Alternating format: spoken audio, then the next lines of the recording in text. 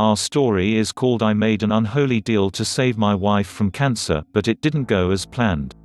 Pancreatic cancer. That's what it's called, the thing that's slowly killing my wife. It doesn't sound so horrifying, does it? Pancreatic? It's the cancer part that's bad, obviously.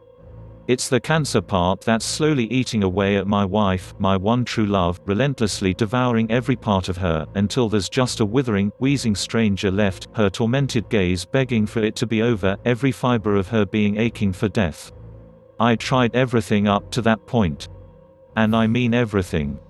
You'd be amazed, and appalled, at the sheer quantity of bullshit snake oil miracle remedy shit you'll find if you just go looking for them.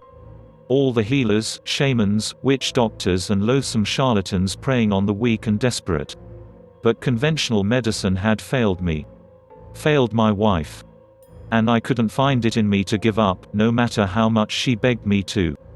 At first glance the nameless street seemed like just another hoax. A nonsensical ritual pastor designed to amass internet points. But the more I looked into it, the more I came to believe that there had to be some merits to it. Too many identical claims, too many similar experiences, too many vivid descriptions. Coming up empty on all other leads, I decided there'd be no harm in giving it a shot. The nameless street was as simple in its complexity as it was complex in its simplicity. At the end of an unnamed street, look for an abandoned house with a locked basement door. Find a way to get into the basement without breaking the lock. In the room beyond you'll find 2 chairs facing each other. Make sure to lock the door again. Place 66 candles in a wide circle around the room. At the center, place 1/6 of a candle. When night is at its darkest, light all the candles. Sit down in the chair with the back turned to the door, and count loudly to 66 and 1/6. If you get it all right, the devil himself will appear, granting you a single wish in exchange for your soul. Finding the nameless street wasn't easy, but at the same time it wasn't that hard either. I just stumbled upon it, I guess. I went searching every evening after my visit at the hospital. That's the only thing that kept me going. Seeing her wasting away, another fragment of her dying every day. Body, mind, soul, soon there'd be nothing left but memories. I paced the streets tirelessly for weeks, making sure to cover as much ground as I possibly could. Then, one night, it was just there. The doctors gave her a month, maybe less. We'd been together since high school. 10 years. Got married as soon as we legally could, sharing dreams of children, a house, a dog, a station wagon. A normal, boring, wonderful life. We were going to grow old together. Die together, locked in an unbreakable embrace, exhaling our last breath at the exact same moment. But now she was leaving. Fading. And I felt helpless and lost and alone. I needed this. I needed it to be real. It was just like I'd imagined it. A harrowing house at the end of the street, all the windows smashed in, front door missing, exterior graying and faded. A faint smell of urine lingered inside, and the walls were all covered in tasteless graffiti. I didn't care to inspect the house itself. I was there for one thing. I descended the ramshackle stairs leading down to a surprisingly sturdy-looking wooden door, and gave the handle a try. Locked. This was the place. When I wasn't at the hospital, Stan was. I didn't even have to convince him. I just wanted someone to be there by her side at all times, and I think he understood that. My brother got along well with my wife, and it seemed like the right thing to do. When I arrived after work, Stan would be there, and we'd talk for a bit. It affected him too. Devoured him like it devoured me. He looked older than any younger brother should. I had to fix this, or we'd all just fade to nothingness. I returned the next evening with candles and tools. I had no idea how to pick a lock, but luckily some guy on YouTube did, and after about 30 minutes of finagling and cursing, I heard a soft click, followed by the door sliding open. The basement was just how I'd imagined it too. Cramped and damp and dark, 2 chairs placed at the exact center of it.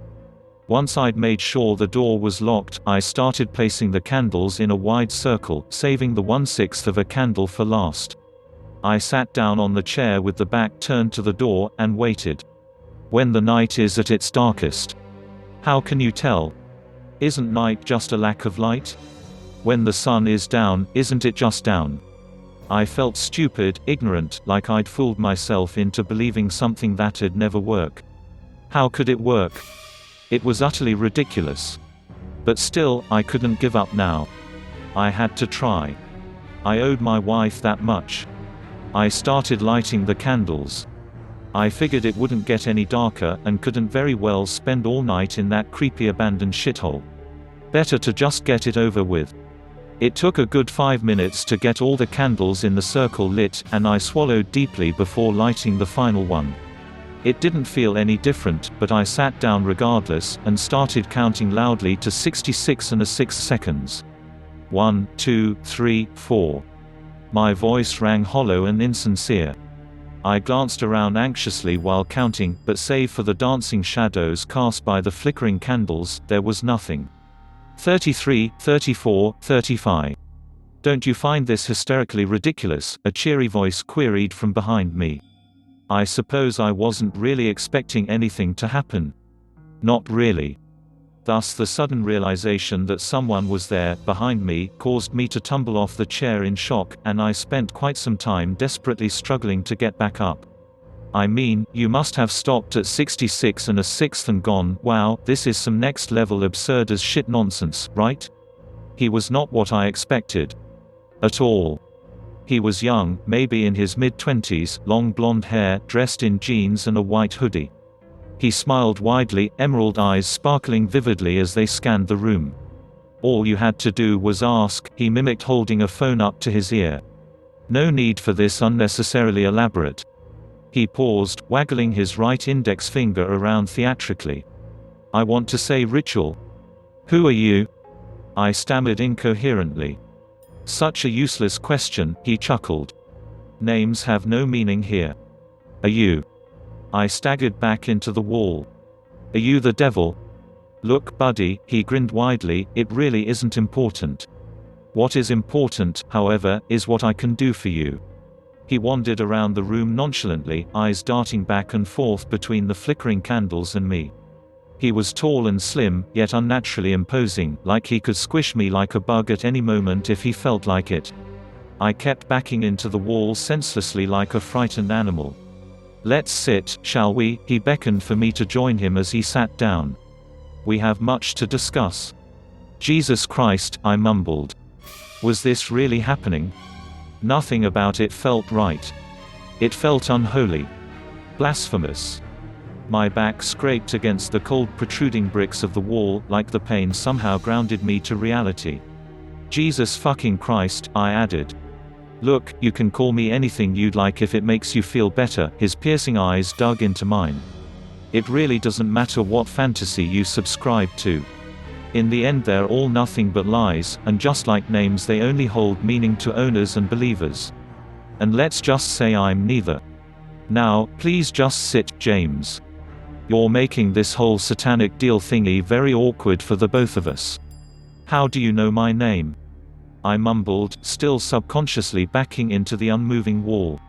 He threw his head back and laughed heartily. So you came here ready to summon the literal devil, but you're surprised he somehow knows your name? James, you're really out of your depth here, you know that, right? He motioned towards the vacant chair. Sit, James. Sit, and we'll discuss what I can do for Nora. The mention of her name brought me back from whatever delirious state I was in. I suppose I immediately stopped caring whether it was real or not. The end justifies the means, isn't that what they say? Even if I was hallucinating, even if this was some insanely convoluted hoax, I had to give it a shot. I'd never forgive myself if I didn't at least try. I hesitantly stumbled to the chair, and sat down facing the man. How do you know her name? I asked. How can you possibly know any of this? We've been through this, James. I know all I need to know, and that's just how it is. For instance, I know that Nora, sweet darling Nora, is slowly dying from cancer. I say slowly, but that's really not the case anymore, is it? I'd give her maybe a few days, a week at most. Better start making some arrangements. Choose a nice coffin, find a decent plot, organize the service. These things take time, you know. Wouldn't want to half-ass her funeral now, would you?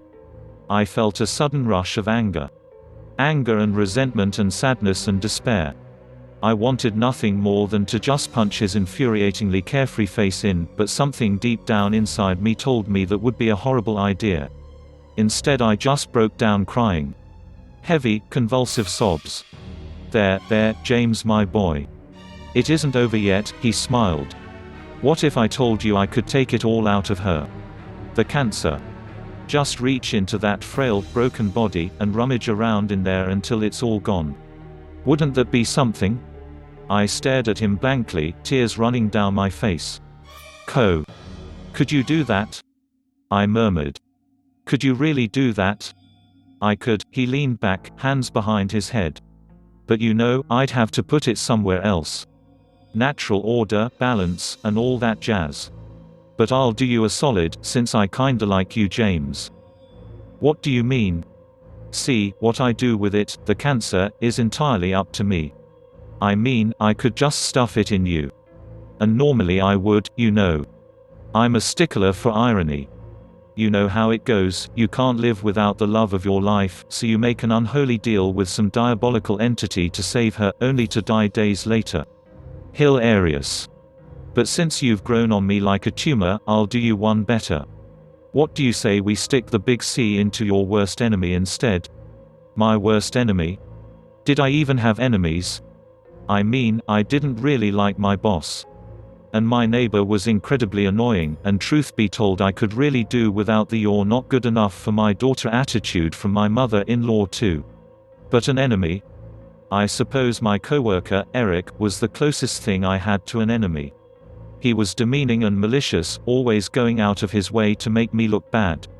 The more I thought about it, the more I realized just how much I hated him.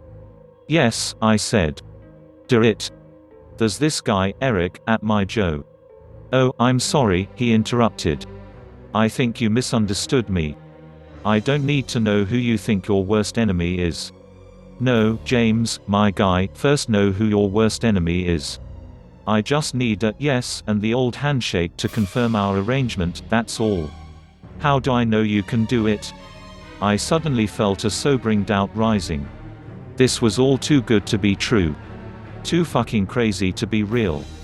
How do I know I can trust you? I'm glad you asked, he chuckled. It's smart, you know, to question these things. Sure, I manifested in this locked basement out of thin air and know more about you and your wife than any random stranger possibly could, but I get it, you need proof. He stood up from the chair and leaned in close to me. I instinctively sank into my seat, desperately trying to avoid his piercing gaze. Now, I would love to say that this wasn't going to hurt, his eyes gleamed eerily in the darkness. But I'd be lying. And truth is everything, isn't it? That's why you're here. For the truth. You might not know it yet, granted. But you will. And who knows, you might even come to thank me one day. What are you, Tal? With inhuman speed he stuck both his hands into my chest. I know it's impossible. Of course I know it's impossible. But the pain was real. And the blood was too. Insufferable pain, like every nerve ending in my body was set on fire. Fountains of blood showered us both, and I felt the sudden presence of an impenetrable darkness. Don't cross over just yet, Jamesy boy, he laughed. We're only just getting started. I could feel him touching me from the inside, fingers digging into tissue and muscle and organs, every little prod bringing insurmountable waves of torment, somehow spreading to every pain receptor at once. I couldn't breathe, so I couldn't scream, but I imagine every synapse in my body lighting up simultaneously to form a hysterical howl. Ah, he licked his lips. There we go.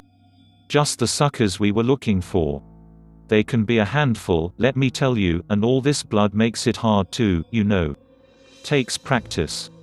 With a forceful yank he pulled his hands back, leaving behind a gaping hole in my chest. I should be dead, I thought as I stared into the mangled depths of my own body. I was convulsing uncontrollably in spasming seizures, but I still managed to get a long, good look at what he was proudly holding in his blood-dripping hands. "Recognize them," he laughed. "They're called lungs. Primarily used for breathing, I've been told. Ugly suckers though, don't you think? Most of the stuff you find on the inside doesn't look as good on the outside. I guess there's some meaning to it, you know. Aesthetics and such." He waved them around playfully, blood squirting everywhere. Every muscle in my body was spasming violently now, and I felt my mind starting to slip, overwhelmed by the unimaginable pain. I'm going to die, I thought. This is it. This is where they'll find me. But just as the alluring darkness was about to overcome me, I was brought back by his cheery voice. "So does that do it?" he asked, his mouth now inches from my ear. "Are you convinced? Do we have an agreement?" I tried my best to nod, but I'm not sure you could easily discern the voluntary movements from the involuntary anymore. Blood was flowing in thick streams from the gaping wound on my chest, pouring into an impossibly deep pond on the cold concrete below. Suddenly he grabbed my hand, and shook it vigorously. "Good lad," he laughed heartily. "It's a deal then. I'll yank the nasty tumors from sweet darling Nora, and pack your worst enemy full of the stuff. Really can't wait for this one, James. Sounds like an absolute riot."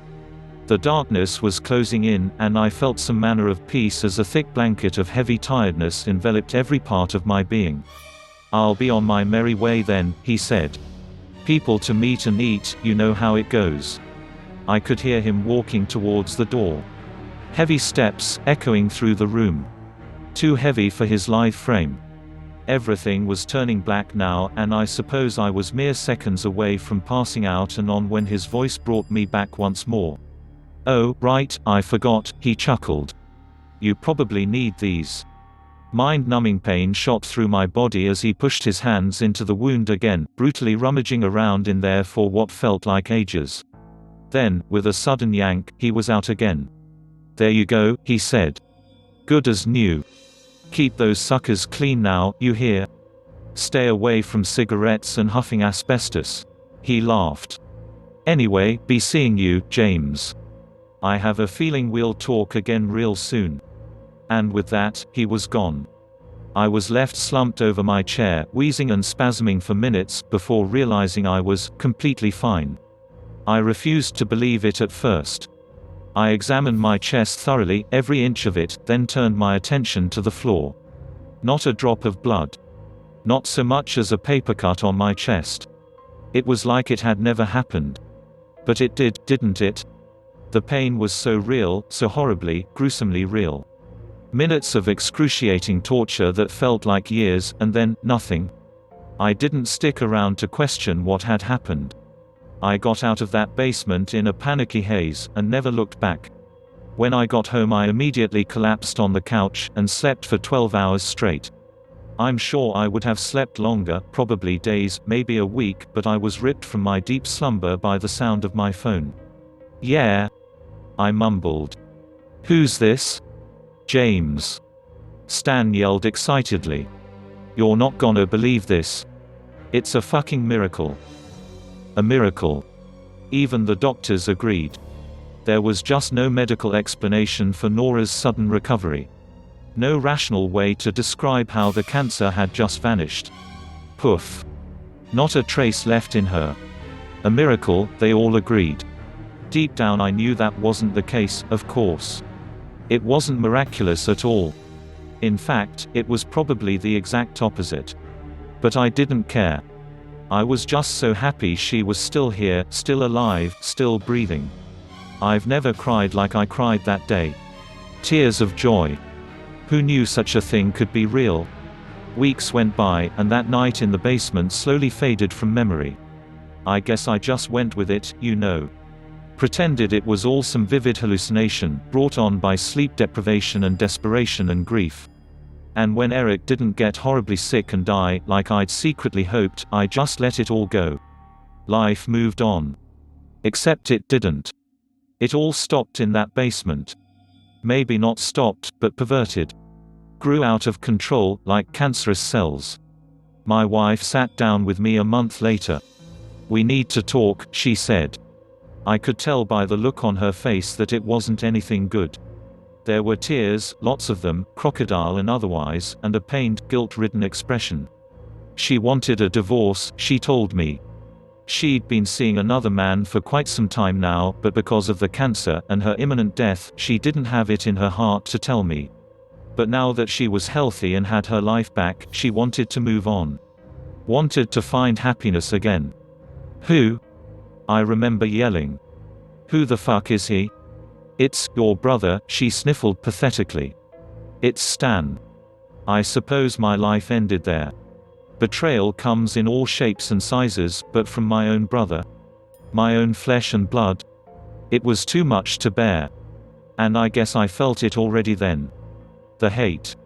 That seething anger and fury and resentment, consuming every fragment of my existence from there on out. She moved out the same day. Packed her shit and went to live with my brother. I sat in the darkness of my trashed living room for days, fueled and fed by nothing but bubbling detestation and loathing and hatred. I wanted to burn him alive. Nail him to the wall. Dig out his eyes with a rusty knife. He was already dead to me, but I wanted him dead to the world too. My worst enemy. And then, like clockwork, he got diagnosed with cancer. Pancreatic. Such a beautiful word. Rolls right off the tip of your tongue. Pancreatic. Instant and terminal. My brother died days after they first caught it. It spread faster than anything they'd ever seen, they told me. A reverse miracle of sorts. I cried no tears at the funeral. I don't think I'll ever cry again. Nora couldn't deal with his death. Her sudden recovery followed by the hope of a new life with a new love, smothered instantly by cruel, hideous irony. She hung herself in Stan's garage a week later. I tried to cry at her funeral, I really did, but it was all empty. Hollow and void. A soulless husk. There was this moment, after they'd lowered her coffin, a brief second of serene silence. No birds, no grieving masses, no wind. Just a perfect moment of tranquility. I could hear him clearly then, in the back of my mind. A cheery chuckle, a hearty laugh. I have a feeling we'll talk again real soon. Just like the uncontrollable growth of abnormal cells, the amassing sum of my sins spread to cover every aspect of my existence. There is no miracle, reverse or otherwise, waiting for me at the end of the line. There is no light at the end of the tunnel. There is no end to the tunnel. There is no end. As I stare into the fathomless depths of my empty void soul, I can only nod and agree.